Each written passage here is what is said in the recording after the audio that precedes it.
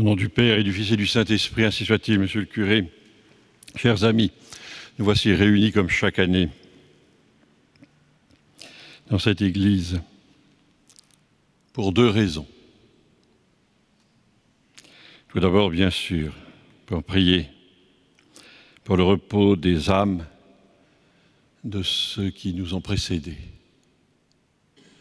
Vous, membres de cette association des juristes catholiques, vous les avez connus, ils ont prié avec vous, et maintenant vous priez pour eux.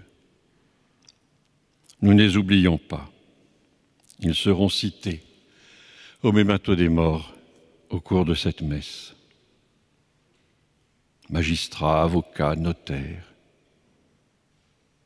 tous hommes de loi, tous juristes, qui s'employèrent à servir la justice. Et puis nous sommes ici aussi pour nous,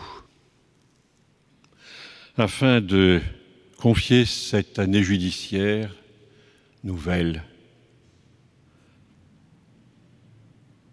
à Dieu, parce que nous n'envisageons pas l'exercice de la justice de façon purement profane. Nous faisons nôtre, bien sûr, cette belle prière de Pie XII. Ô Dieu grand et puissant, de qui toutes choses, comme de leur source naturelle, émanent avec suavité et ordre, accueillez-nous avec bienveillance,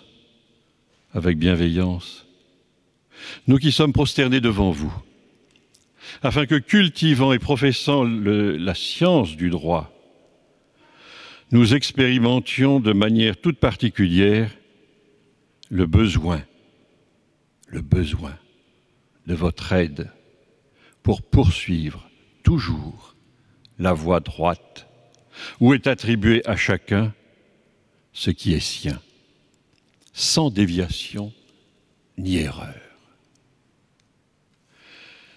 C'est cette grâce-là que nous demandons. Votre devoir d'État, vous voulez l'accomplir sous le regard de Dieu.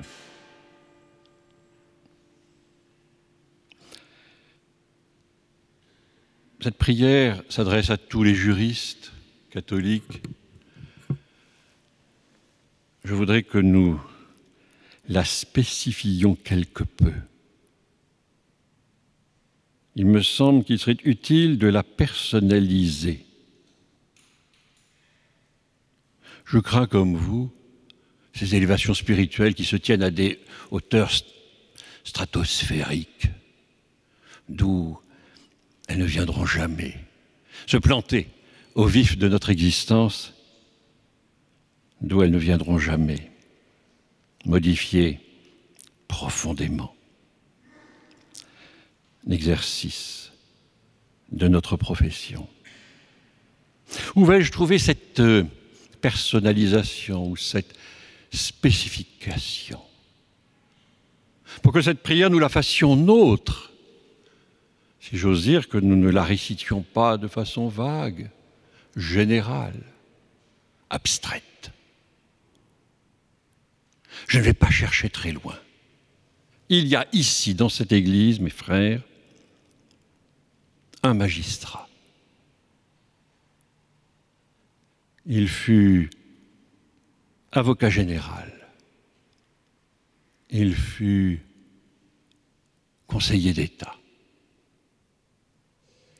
Il se tient discrètement dans une chapelle ce soir.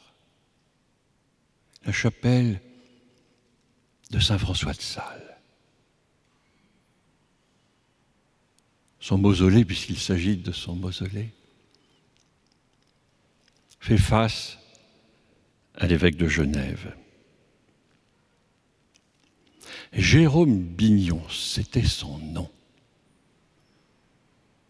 a été au XVIIe siècle, ce que je viens de vous dire, avocat général, conseiller d'État. Il était paroissien de Saint-Nicolas du Chardonnay. À sa mort, c'est le curé, le prédécesseur de M. l'abbé Framand, qui fit son éloge funèbre.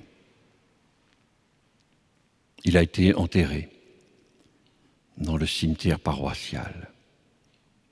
C'était un paroissien fidèle, oui. Il venait à la messe le dimanche. Pas la grand-messe, la première messe du dimanche, celle des domestiques. Le vendredi, il se rendait, non loin d'ici, en pèlerinage, auprès de Sainte-Geneviève. Il montait à Saint-Étienne-du-Mont. Il se rendait aussi souvent à Montmartre, vénérer Saint-Denis. À sa mort, l'église que nous connaissons fut construite, et la famille, qui habitait non loin d'ici, rue des Bernardins, au numéro 23, si vous voulez tout savoir, la famille décida d'élever un mausolée en son honneur. On voit son buste, et à sa droite, l'allégorie de la justice, et à sa gauche, l'allégorie de la prudence. J'hésite un instant parce que beaucoup ont attribué cette deuxième allégorie de façon erronée. Parce qu'il y avait à ses pieds une corde d'abondance, on s'est dit c'est l'abondance. Et parce qu'elle avait un miroir dans la main, on s'est dit c'est la vérité. Ni l'une ni l'autre. C'est bien la prudence, parce que si l'on regarde de près, on voit que le miroir est entouré d'un serpent. Celui dont il est dit dans l'Évangile qu'il était prudent et qui doit nous inviter aussi à la prudence. Le miroir, on le sait, c'est le reflet le plus fidèle possible de la réalité. Si l'on veut ne pas se méprendre, il vaut mieux se regarder tel qu'on est et telle qu'est la réalité.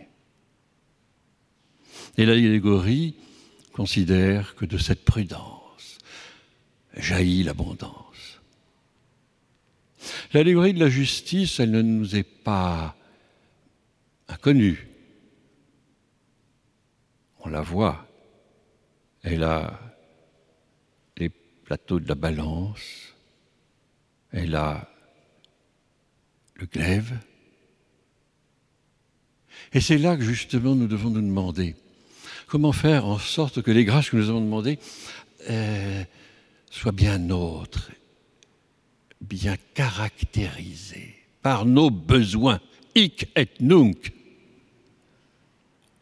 au seuil de cette année judiciaire qui s'ouvre. Si Jérôme Bignon n'était pas un magistrat du XVIIe siècle, s'il était notre contemporain, aurait-il pu avoir à sa droite l'allégorie de la justice avec les attributs que je viens de dire? Je crains que non, ce serait un mensonge. Parce que la justice aujourd'hui a, semble-t-il, une balance quelque peu faussée. On ne pèse plus le bien, le mal, le vrai, le juste de la même façon. On appelle même bien mal et le mal bien. On baptisera légalement ce qui reste moralement un crime, un attentat à la vie. Donc, il faut retirer cette balance. Quant au glaive, parce que l'allégorie considère à juste titre qu'il n'y a pas de justice si elle n'est accompagnée d'une juste récompense ou d'un juste châtiment. Je crains pour ma part que cette épée ne soit aujourd'hui singulièrement émoussée. Et l'on ne récompense pas le bien. Parfois même on châtie le bien. Tournons-nous vers l'autre allégorie, la prudence.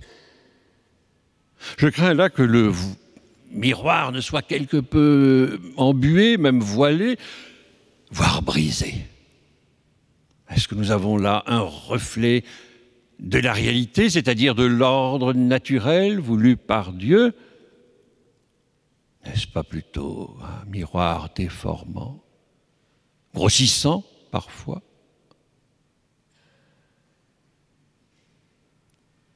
Le serpent, je ne le vois pas tout à fait comme ce que l'Évangile nous dit être, un animal prudent.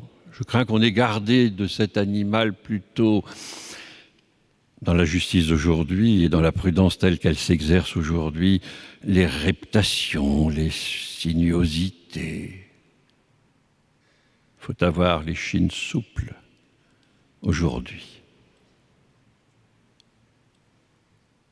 Et l'abondance. S'il n'y a plus de miroir, si le serpent n'est qu'un être rampant, oh, il reste encore une abondance. Ce n'est pas une abondance de biens. À mon avis, ce sera plutôt une abondance de lois, de décrets, d'arrêtés. Pléthore.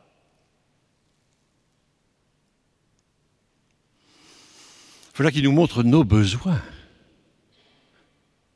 Voilà les grâces dont nous avons besoin. Rendez-nous, mon Dieu, dans l'exercice de notre profession, cette prudence et ce sens de la justice sous votre regard.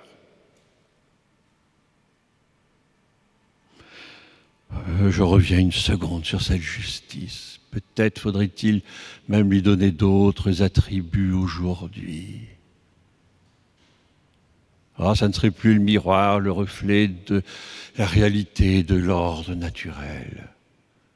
Nous voyons bien que la prudence aujourd'hui s'exerce en fonction de l'opinion publique.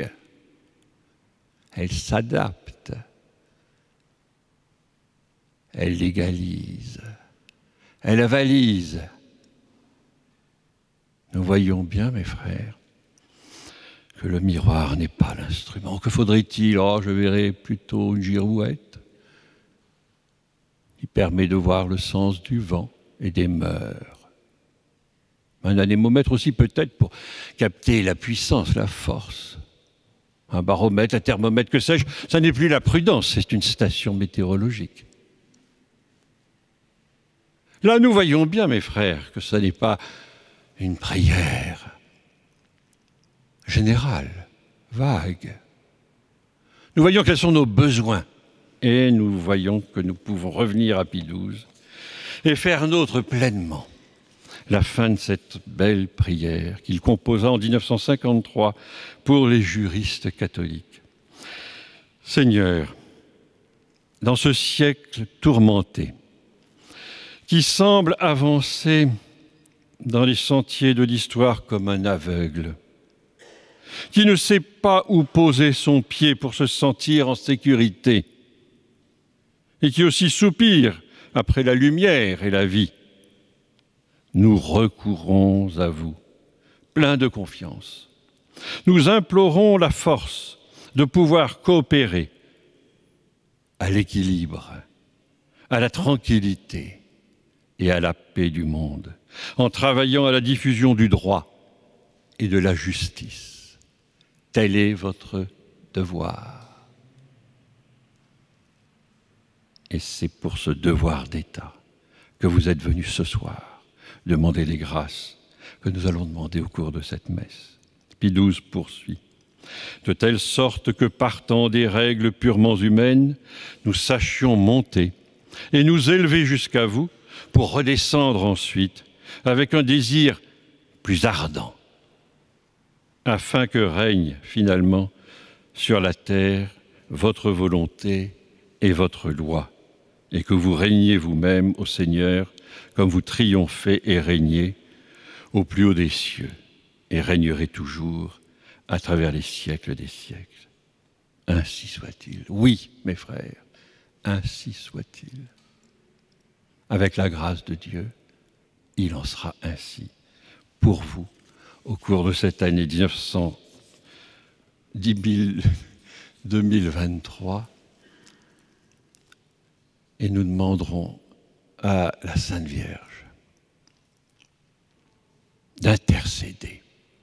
Oui, vous les magistrats, vous les juges, vous les avocats généraux et avocats, tous vous avez une avocate. Vous la voyez comme moi. Elle est derrière le maître-autel. Vous voyez la coupole de sa chapelle. Donc votre prière s'élèvera vers la Sainte Vierge et vous lui direz oui, vous, notre avocate, intercédez pour nous. Plaidez notre cause auprès de Dieu, ainsi soit-il. Au nom du Père et du Fils et du Saint-Esprit, ainsi soit-il.